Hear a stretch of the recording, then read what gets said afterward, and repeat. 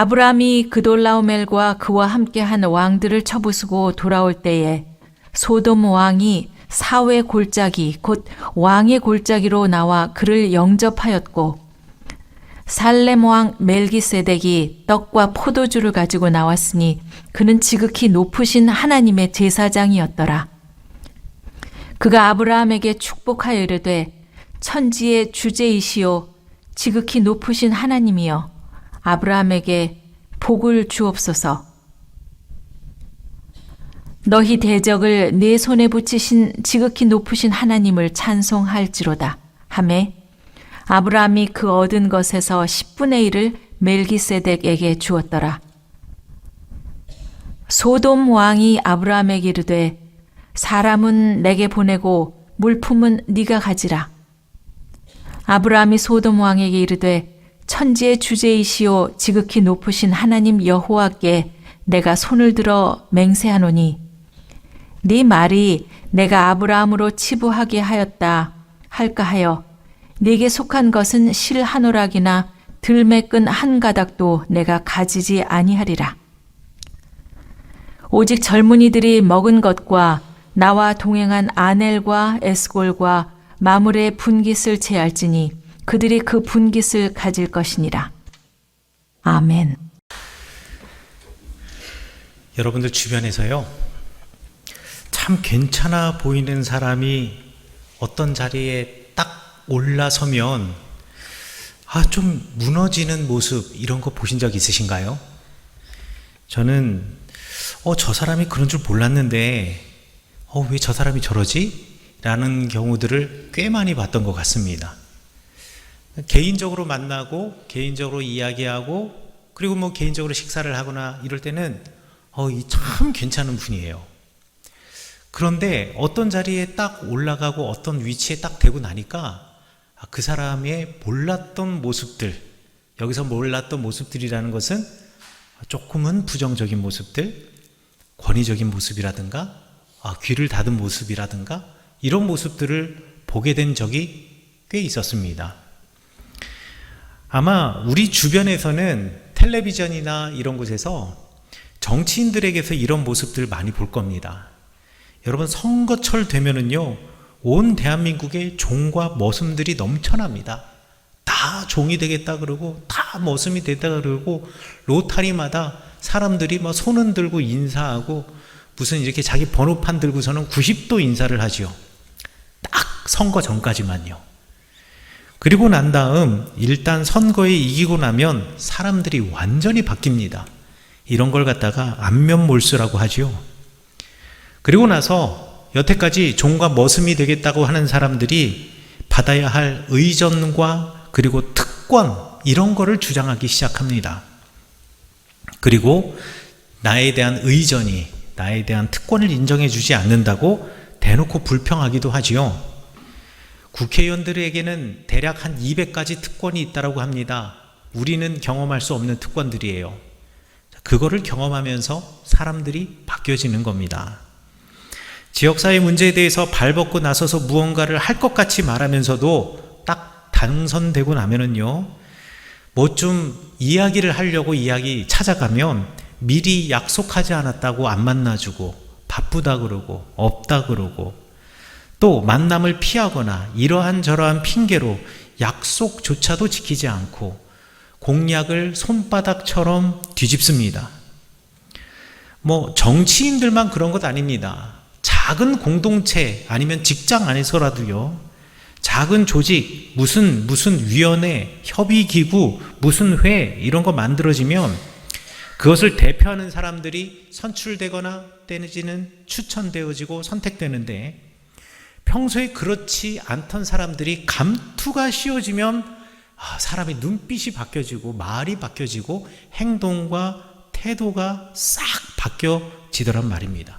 대부분 권위적으로 바뀌죠. 그리고 자기 말과 의견이 채택되지 않으면 사사건건 불평하고 불만을 표출하는 경우가 참 많이 있습니다. 제가 설교를 준비하면서 어떤 자리와 위치에 처했을 때 나는 어떻게 바뀌어졌던가를 생각해 보려고 했는데 뭐 깊게 생각하지도 않고 금방 떠오르더라고요. 여러분, 목회자들은 참 교만하기 정말 쉬운 사람들입니다. 저도 목회자이지만은요, 목회자들 보면 정말 교만 덩어리들, 교만 그 자체인 사람들이 참 많고, 대접하려기보다는 대접받으려고 하는 사람들이 참 많이 보여요, 제 눈에는. 신학대학 입학하는 순간부터 무슨 님으로 존중받았습니다. 저도 그래요. 고등학교 졸업하자마자 만 18세에 신학대학 입학했습니다. 저는 다른 사람보다 1년 학교 2월생이라서 빨리 들어가가지고요, 만 18세에 신학대학생이 되고 나니 교회에서 총무님 또는 간사님 이렇게 불리는 겁니다. 저희 때는 신학대학 입학하고 어디 작은 교회, 시골 교회 가면 그냥 곧바로 전도사님으로 불렸어요. 그런데 제가 사역하던 교회는 좀 교회가 크다 보니 전도사는 아니고 간사님 내지는 총무님 이렇게 불렸거든요. 18살부터 아무개 님으로 존중받으면서 살았던 거예요. 그 시대에 제 나이 또래 아이들은 다 교회에서 야, 너 누구야? 일로 와서 일 좀 해. 이거였는데 항상 저를 부를 때는 간사님 이것 좀 봐주세요. 이렇게 이야기하는 겁니다. 그리고 제가 대학교 4학년 돼서 처음 전도사라는 칭호가 붙여졌을 때 저희 담임 목사님께서 장로님들을 다 불러서 기획위원회에서 우리 이익상 전도사가 어린 시절부터 이곳에서 사역했고 또 자라왔고 그리고 지금 간사를 거쳐 전도사까지 되었는데 거기 계신 장로님들 다 저 교회 학교 때 선생님이고 성가대 할 때 같이 했었고 교회 사역할 때 같이 했었고 또 저희 아버지 같은 분들이고 어머니 같은 분이고 제 친구의 엄마이고 아빠이고 다 이런 분들이거든요. 그런 분들에게 저희 담임 목사님께서 절대 이익상 전도사에게 이름을 부르지 말라고 꼭 전도사님이라고 호칭하라고 신신당부하셨고 제 친구 어머니 아버지들이 제 친구들한테는 야 일로와 하면서 뒤통수라도 한 대 치고 등짝이라도 한 대 때리고 이랬거든요. 근데 저한테는 꼬박꼬박 전도사님 그러셨습니다. 처음에는요 이게 되게 어색하더라고요.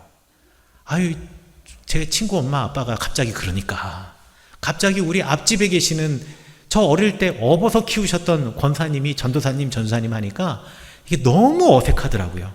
근데 어느 순간부터 이게 당연하다라는 생각이 들기 시작하더라고요. 그리고 내가 교회 전도사니까 목회자니까 존중받아야 되겠다라는 생각이 그 어린 나이에 들었던 기억이 납니다. 이 모든 것들이 내가 존중받고 내가 인정받고 사람들로부터 무언가 세워짐을 얻고자 하는 욕심, 탐욕으로부터 시작한 교만이었습니다. 이 교만으로 정말 많은 목회자들이 무너집니다. 여러분 사사 중에 기드온이라는 사람이 있는데요. 이 사람도 마찬가지입니다. 사람들은 누구나 존중받기를 원하고 존중받는 자리에 가면 자신이 드러나기를 원합니다. 사사 기드온은요 사실 사사로 부름을 받긴 했지만 사사로 부름 받을 만큼 그렇게 썩 괜찮은 사람이 아니었어요. 뭐 대단히 용기 있는 사람도 아니고요. 대단히 신앙이 좋았던 사람도 아니고요. 뭐 그 집안이 대단했던 사람도 아니었어요. 아니 뭐 좀 부자이긴 했습니다만 아니 그걸로 하나님이 그를 사사로 부르지는 않으시니까요. 그런데 사사가 될 만한 그릇이 아니었음에도 불구하고 하나님께서 그를 사사로 불러주셨습니다. 왜냐하면 하나님께서는 이스라엘을 구원하는 자리에 심지어 세상 사람들이 보기에는 자격이 없어 보이는 사람일지라도 우리 주님께서 세우시고 직접 그를 통해 하나님이 일하시는 것을 눈으로 보게 하시고 그리고 모든 일을 차별 없이 사랑하시며 그를 사용하신다라는 것을 기드온을 통해서 우리 주님은 보여주고 싶으셨던 거예요. 그래서 그를 부르셨습니다. 주님의 부르심에 의심하기도 하고 하나님의 메시지를 전하는 그 천사가 정말 하나님의 천사인지 그리고 의심하고 시험하기도 했던 이 기드온을 끝끝내 하나님께서 사사로 부르셔서 사용하셨거든요. 그리고 아말렉과 미디안 사람과의 전쟁에서 이 기드온을 통해서 승리하게 하셨습니다. 기드온이 이 전쟁 나갈 때는요, 정말 마음이 두근두근하고 정말 하나님밖에 붙잡을 사람이 없었어요. 왜냐하면 여러분들 한 번쯤 들어보셨겠지만 기드온 하면 제일 먼저 생각나는 사람이 누굽니까? 어떤 생각나는 것들이 뭐예요? 기드온의 300용사가 제일 먼저 생각날 겁니다. 300명의 군인들과 지금 미디안 아말렉 군대와 전쟁을 하는데 그 적군의 수가 얼마였냐면 성경에 나와 있기를 13만 5천 명이라고 얘기했어요. 13,500명도 아니고 13만 5천 명이라고요. 굳이 따지면 일당 400 이상으로 싸워야지 이길 수 있는 전쟁, 그 전쟁에 나가니 기드온의 입장에서는 그야말로 하나님 붙잡고 갈 수밖에 없었죠. 그런데 하나님께서 이기게 하셨습니다. 이기게 하면서 이 기드온이 이제 개선 장군으로 돌아오는 거예요. 자, 그런데 이때 기드온에게 욕심이 생겼어요. 고대 전쟁에서 가장 전쟁을 하는 중요한 목적과 이유 중에 하나가 뭐냐면요, 경제적인 이윤을 얻기 위해서입니다. 전쟁을 하면 그 사람들이 갖고 있는 것을 한꺼번에 뺏어올 수 있잖아요. 그리고 또 하나, 전쟁에서 정말 중요한 것은 전리품이었습니다. 고대 사회에서 전리품은 너무 중요해요. 오늘날에는 군인들이 이제 모병이 되든 의무병이 되든 국가로부터 월급을 받지만 고대 사회에서 군인들은요, 따로 정규 조직이 있는 게 아니라 평소에 농사 짓고 또 평소에 상업에 종사하고 평소에 행정적인 일을 하던 사람이 전쟁이 되면 이제 집에서 다들 각자 어디 무기고에서 무기 막 쌓아놓고 그 무기고를 막 지급해주고 이것도 아니에요. 농사 짓는 사람, 농기구가 무기가 되는 거고요. 각자 집에 있는 자기들 무기 갖고 나와서 싸우던 사람들이에요. 이 사람들 전쟁 끝나고 나면 시간도 소비했죠. 또 나라를 지키는데 도움을 줬죠. 그러니까 뭔가 보상을 해줘야 되잖아요. 이 보상을 해줄 때 제일 중요한 게 뭐냐? 전리품이었어요. 그 전쟁에서 얻게 되는 그것을 갖다가 사람들에게 동일하게 나누어 주는 겁니다. 그런데 말이죠, 사사 기드온은 그게 탐이 났던 거예요. 그래서 사람들에게 이야기를 합니다. 뭐라고 이야기하냐면, 자, 너희들이 이제 전쟁에 이겼고 이제 많은 전리품들을 얻었는데 그 전리품 너희들이 다 이제 나눠 가져도 좋아. 그런데 그 아말렉 사람, 미디안 사람들은 남자들이 전부 다 귀걸이 하고 있잖니. 금으로 된 귀걸이. 그 금으로 된 귀걸이를 갖다가 나한테 주면 안 되겠니? 라고 이야기를 합니다. 사람들은요, 물론 주고 싶은 마음이 있었겠죠. 하지만 기꺼운 마음으로, 즐거운 마음으로 주고 싶은 마음은 없었을 거예요. 왜냐하면 이것도 함께 나눠야 되는 거거든요. 하지만 기드온의 말을 거절할 수가 없어요. 왜? 기드온은 우리의 장군, 우리의 지도자인데 그냥 지도자가 아니에요. 300명의 군인으로 13만 5천 명을 이긴 하나님의 영이 임했던 지도자, 하나님이 쓰시고 그리고 하나님이 사용하신 지도자였기 때문에 기드온이 하는 말에 사람들이 거절할 수가 없었어요. 그렇게 하시라고. 여러분들 생각하시기에 여러분들도 귀걸이 다들 여자분들 하고 계실 텐데 그 귀걸이 여기 있는 금이 대단하다고 이거 하나 준 것 같다 그렇게 목사님이 이렇게 열변을 토하면서 설교를 하나라고 생각하시겠지만 제가 계산해 봤어요. 그 귀걸이 하나, 여러분 이거가 13만 5천 개가 모인다고 생각해 보세요. 현재 돈으로 환산을 제가 해보니까요 15억 이상이더라고요. 금덩어리의 가치만 15억 이상을 지금 기드온이 자기에게 달라고 얘기하는 겁니다. 왜? 내가 그만한 존경을 받을 수 있는 자리에 있고 내 그만한 지위를 갖고 있는 사람이니까 내가 이게 왕이 되겠다 이런 것도 아니고 그냥 나한테는 그것만 주면 돼 라고 이야기를 하는 겁니다. 경제적인 이윤을 인생의 가치로 두었던 아버지로부터 이 기드온이 배운 것은 그것밖에 없었던 거예요. 그리고 그동안은 하나님 앞에서 꽁꽁 숨겨져 있었던 이 전쟁 앞에서 드러낼 수 없었던 나의 욕심이 전쟁이 끝나고 사람들이 나를 존중하고 내가 존경받는 위치에 서게 되니까 드러나는 거예요. 제가 생각해 봤습니다. 기도원도 그렇고 과거의 저도 그렇고 왜 이렇게 사람들로부터 존중받는 자리에 서게 되면 사람이 이렇게 바뀌어지는 걸까? 사람이 어떻게 저렇게 미쳐버릴 수가 있지? 이런 질문, 이런 생각이 들더라고요. 그런데 제가 읽은 책에 이런 사람들이 왜 이렇게 되는가에 대해서 명쾌하게 설명을 해준 책을 읽은 적이 있습니다. 그게 뭐냐면요, 자리가 주어져서 사람이 바뀐 게 아니래요. 원래부터 그 사람은 그런 사람이래요. 그런데 그 자리에 가니 비로소 그 사람의 원래의 인격이 드러난다라는 겁니다. 그러니까 예를 들어서 내가 회사의 신입사원이에요. 내가 신입사원에 들어가가지고 대리님, 부장님, 과장님, 이거 말이 안 되지 않아요? 이거 이렇게 해야 되는 거 아니에요? 무슨 일을 시켰는데 일을 잘 못해요. 아니, 부장님, 제가 못할 수도 있는 거지. 그걸 갖다 왜 그래요? 라고 말하는 신입사원은 세상에 아무도 없습니다. 다 조직 생활에 들어가서 내가 신입이잖아요? 그러면 조심하고 또 누군가의 심기를 맞춰야 될 필요도 있고 공동체를 위해서 그리고 그 회사를 위해서 나를 맞추어 가려고 노력을 합니다. 자, 그러다가 시간이 지나면서 내가 대리가 되고 그 다음에 뭐 차장, 부장, 그 다음에 상무, 전무, 사장 이렇게 점점 직급이 올라갈수록 내가 이렇게 심기를 맞추어야 하는 사람의 수가 점점 줄어들고 내 목소리를 들으려고 하는 사람들의 수가 점점 조금씩 많아지기 시작하면서 이제 내가 말을 조심하게 할 필요가 없어요. 내가 행동을 조심할 필요가 없어요. 내가 조심해야 될 사람은 저 사람만 조심하면 되고 더 많은 사람들은 내가 무슨 말을 하든 무슨 행동을 하든 그냥 받아들일 수밖에 없어요. 왜? 내가 그런 자리에 서 있으니까. 이러면 그 사람의 본성, 그 사람의 인격이 드러난다라는 거예요. 그래서 그 자리에 서니 사람이 갑자기 바뀌었네 이게 아니라 원래부터 그 사람 그런 사람이라는 거예요.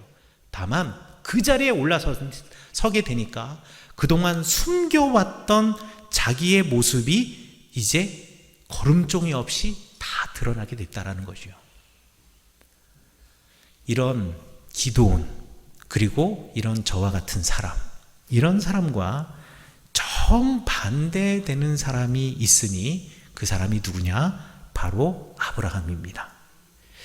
오늘 성경 말씀 아브라함의 이야기를 보면은요, 아브라함이 말이죠, 전쟁하고 난 다음에 어떤 일이 있었는가를 설명해 주고 있습니다. 제가 3주 전에 이 전쟁의 이야기는 자세하게 또 설명을 했기 때문에 다시 간단하게만 이야기를 하자면, 여러분들 잘 아시다시피 롯이 살고 있는 소돔 지역, 소돔, 고모라, 스보임, 아드마, 그리고 소알이라고 하는 지역의 왕들과 그리고 시날, 엘라, 그 다음에 엘람과 고임이라고 하는 나라의 왕들이 서로 전쟁을 하게 됐죠. 자, 이 전쟁에서 롯이 살고 있는 소돔, 그 소돔 왕을 중심으로 한 연합군이 시날, 엘라, 엘람, 고임의 왕들에게 패하였습니다. 그래서 롯과 그의 가족들과 그리고 그의 모든 재산들, 그리고 뿐만 아니라 소돔, 고모라, 스보임, 아드마, 그 다음에 벨라의 왕들이 가지고 있던 나라가 전부 다 약탈당했어요. 자, 그 소식을 아브라함이 듣고 롯을 되찾기 위해서 저 멀리 몇십 킬로, 거의 100킬로 넘게 지금 다메섹을 훨씬 지나서 롯을 찾아가가지고 그 왕들과 전쟁을 해서 아브라함이 승리하게 됩니다. 그때 승리하게 된 아브라함이 롯과 그의 가족과 그의 재산들, 그리고 빼앗겼던 왕들의 재산들을 전부 다 되찾아가지고 돌아오자마자 벌어진 일이 오늘 성경 말씀에 기록되어 있는 본문 말씀의 사건입니다. 아브라함의 승전에 소돔 왕이 사회골짜기까지 나와서 아브라함을 영접했다 그래요. 이게 뭐냐면 지역사회에서 그리고 한 나라의 정치 지도자가 지금 아브라함을 존중하고 아브라함을 높이고 지금 그 앞에서 머리 숙였다라는 얘기입니다. 자, 그리고 살렘 왕이자 하나님의 제사장인 멜기세덱은 빵과 포도주를 가지고 나왔다라고 성경에 되어 있는데, 이거 뭐냐면은요, 멜기세덱은 종교 지도자입니다. 거룩한 하나님의 제사장이자 동시에 왕이거든요. 이 멜기세덱과 같은 종교 지도자들도 이제 아브라함을 높이고 그리고 아브라함 앞에서 머리 숙이는 사람들이 되었다라는 거죠. 그러니 아브라함은 지금 그 둘 정치 지도자들이나 종교 지도자들보다 훨씬 더 주목받고, 가나안과 그 주변 나라에 아브라함 하면은 사람들이 아브라함 하면서 아브라함을 최고의 사람들로 존중해주고 아브라함을 지금 높여주고 있는 상태입니다. 지금 아브라함은요, 겁날 것이 없는 사람이에요. 그런데 이 아브라함이 멜기세덱을 만나자 곧바로 무엇을 했느냐? 자기가 지금 취해온 모든 전리품의 10분의 2를 멜기세덱, 하나님의 거룩한 제사장에게 드렸다라는 거예요. 11조로 드렸다라는 얘기입니다. 왜 그랬을까요? 아브라함이 318명의 용사로 전쟁에 나가서 승리하기는 하였습니다만, 여러분 상식적으로 생각해 보세요. 아브라함 개인이 갖고 있는 군사의 수가 318명입니다. 전쟁을 할 수 있는 남자의 수가, 식솔들의 수가. 그런데 지금 네 나라의 왕, 시날, 엘라, 엘람, 지금 고임의 왕들이 전쟁을 하러 왔다면 이 사람들이 병력을 몇 명을 데리고 왔을까요? 각 나라별로 대략 설마 그 정도밖에는 안 되랴 하겠지만 최소한 한 1000명은 데리고 오지 않았을까요? 그럼 네 나라의 왕이 각각 1000명씩 군사를 동원해서 지금 5나라와 전쟁을 하러 4000명이 왔다 손치면 318명 대 4000명의 전쟁, 여러분 이거 이길 수 있겠습니까? 이거 이길 수 없을 거예요. 그런데 아브라함이 이겼습니다. 어떻게 이겼을까요? 이거 하나님이 하신 것입니다. 아브라함은 그 전쟁이 누구 때문에 이긴 전쟁이라는 것을 알고 있었던 거죠.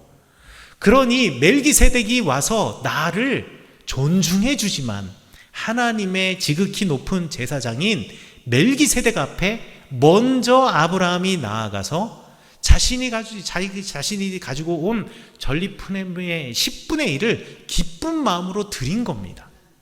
멜기세덱이 와서 아브라함님 이러면 왔어? 그동안 뭐 아무 일 없었고, 이런 사람이 아브라함은 아니었다라는 거예요. 왜 나에게 이렇게 빵과 포도주를 가져다 주십니까? 내가 먼저 하나님께 드리고 예배하여야 할 텐데. 이게 아브라함의 마음이었어요. 그리고 두 번째로 소돔 왕이 아브라함을 만납니다. 그리고 나서 소돔 왕이 아브라함에게 이렇게 이야기하죠. 전리품은 아브라함 당신이 다 가지시고 그 다시 되찾아온 백성들만 저에게 돌려주십시오. 이 소돔 왕은 하나님을 알지 못하는 사람이기 때문에 소돔 왕이 이렇게 말하는 것은 지극히 정상적이고 그리고 정말 간절히 부탁하는 겁니다. 고대 사회에서는 전리품이 들어오게 되면 제가 아까도 말씀드렸죠? 병사들에게 다 나눠주고 더 많은 것은 왕이 자기가 갖는 거예요. 그러니까 전쟁에서 패한 소돔의 왕은 전리품을 요구할 권리도 없을 뿐더러 이거는요 자기 것이 아닌 거죠. 그러니 전리품 알고 보면 그게 다 내 거이긴 하지만 그거 전부 다 아브라함 당신이 가지셔요. 당신 몫인 게 분명합니다. 다만 그 백성들만 좀 돌려주시면 안 될까요? 우리나라의 백성들, 물론 그 백성들도 아브라함이 데리고 왔기 때문에 아브라함이 자기의 식솔처럼 자기 가족에서 하인으로 쓸 수도 있어요. 아니면 일꾼으로, 고용된 일꾼으로 사용할 수도 있습니다. 이거는 아브라함의 권리예요. 그런데 그 사람들만 저한테 좀 돌려주시면 안 될까요? 라고 소돔 왕이 지금 간곡하게 아브라함에게 부탁을 하는 겁니다. 그런데 아브라함이 뭐라고 대답했냐면요, 아닙니다. 저는 하나도 갖지 않겠습니다. 전리품이요? 저 안 갖습니다. 전리품을 위해서 내가 전쟁한 것이 아닙니다. 사람들은 나의 부를 축적하기 위해서 누군가의 피 위에 나의 재산을 쌓아 나가지만 우리 하나님은 그런 분이 아니십니다. 그리고 나는 그렇게 살지 않습니다. 나는 나의 사랑하는 조카 롯과 그의 가족을 구원해 내기 위해서 내가 삼촌이니까 당연히 그를 살려야 하는 것이 내 의무이기 때문에 기쁜 마음으로 내가 하나님 의지하고 나간 거지 전리품을 탐내서가 아닙니다. 라고 이야기하면서요. 전리품 이거 원래 소돔왕 당신 거고 오늘 성경에는 소돔왕만 나오지만 아마 그 자리에 고모라, 아드마, 스보임, 벨라의 왕들도 다 와 있었을 거예요. 본인들 거 알아서 다 찾아가시라고 이야기를 해줍니다. 그러면서 이렇게 이야기하죠. 혹시 내가 이것을 다 가지게 되면 사람들이 생각하기에 아브라함이 소돔 왕의 것을 내지는 벨라 왕의 것을 고모라, 아드마, 스보임 왕의 것을 취하여서 부자가 되었어라고 할까봐 나는 이거 갖지 않겠습니다. 그리고 이 전쟁은 하나님이 살아계심을 드러내는 전쟁이었기 때문에 내가 내 부를 쌓기 위해 치른 전쟁이 아니기에 그래도 안 될 뿐더러 나는 갖지 않겠습니다. 야, 정말 멋있지 않나요? 그리고 아브라함이 더 멋있는 게 있습니다. 한마디 더 보태죠. 그런데 말이죠, 저와 함께 간 종들이 있습니다. 저와 함께 하면서 하나님이 일하신다라는 믿음을 가지고 나와 함께 목숨을 건 사람들이 있는데 이들이 전쟁에 나가면서 나름대로 손해를 본 것들이 있잖아요. 시간적인 손해도 없고 음식도 많은 병력과 병참이 필요했고 이런 것만 이들을 위해서는 조금 주십시오. 그러나 저에게는 하나도 주실 필요가 없습니다. 그러니까 그 와중에도요, 아브라함과 함께 하나님을 위해서 목숨을 건 그런 사람들을 위해서 배려하는 아브라함, 이게 아브라함의 인격이고 이게 아브라함의 인격 위에 세워진 신앙의 모습이라는 겁니다. 아브라함은 저나 기드온과는 전혀 다른 사람이라는 거죠. 여러분, 우리가 은혜를 입었다고 할 때가 곧 내 인격과 신앙이 드러나는 때이고 이 때가 바로 시험의 때라는 것을 잊지 마시기 바라겠습니다. 여러분들에게 하나님이 은혜를 주셨다라고 하는 때, 내가 무언가 잘 되었을 때, 내가 꿈꾸던 것들이 이루어졌을 때, 그래서 사람들로부터 인정받기 시작할 때, 그래서 사람들로부터 존중받을 때, 그때가 바로 시험의 때입니다. 이 시험은 무엇이냐? 하나님이 주신 잘됨이 내가 누구인가 하는 나의 민낯을 드러내기 때문에 이 때가 시험의 때라는 겁니다. 그래서 바울 선생님은 고린도전서 10장 12절에서 이렇게 권면하십니다. 여러분, 그런즉 선줄로 생각하는 자는 넘어질까 조심하십시오. 선줄로 생각한 사람들은 넘어질까 조심하십시오. 어떻게 조심할까요? 여러분, 서 있는 사람이 힘이 없어서 풀썩풀썩 넘어진다. 애기들 보면 그렇죠. 애기들 보면 이제 걸음마 배우려고 할 때 아직 다리에 힘이 안 들어가 있어요. 그러면 걷다 보면 풀썩풀썩 넘어지죠. 선줄로 생각하면 넘어질까 조심하라. 전 애기가 생각나더라고요. 근데 이 애기들이 넘어지지 않는 방법이 있습니다. 어떻게 하면 안 넘어지는지 아십니까? 네 발로 기면 됩니다. 뭐 붙잡고 있더라도 뒤로 훌떡 넘어져요. 뭐 붙잡고 서 있어도 부모님들 뒤로 넘어질까봐 등 쪽에 손 이렇게 대고서는 조심히 이렇게 하잖아요. 안 넘어지는 방법은 기는 게 가장 좋은 방법입니다. 그래서 예수님께서는 누가복음 22장에서 이렇게 말씀하셨습니다. 6월절을 앞두고 수많은 사람들이 예루살렘을 찾아오고 그 가운데서 예수님과 함께 있으면 사람들의 주목도 받고 또 한껏 마음이 부풀어서 제자들 가운데서 누가 더 주목받고 인정받는가에 대해서 너희들 마음 두려고 하지 말고 오히려 낮은 자, 섬기는 자, 무릎 꿇는 자가 되라고 말이죠. 우리가 잘 되었을 때, 우리가 흔히들 은혜를 입었다라고 생각할 때, 우리가 성공했을 때, 주님이 복 주셨다고 할 때, 그때 우리가 넘어지지 않기 위하여서 우리가 조심할 수 있다면, 우리가 넘어짐을 방비할 수 있다면 그 방법은 딱 하나밖에 없습니다. 낮은 자, 섬기는 자가 되는 겁니다. 그리고 그것이 바로 신앙을 가지고 있는 우리 기독교인들의 인격이 되어야 하겠습니다. 아브라함은 그것을 해낸 사람입니다. 그리고 시험을 이기는 사람, 비로소 얻게 되는 참 은혜와 복을 얻었습니다. 그것이 바로 아들이었습니다.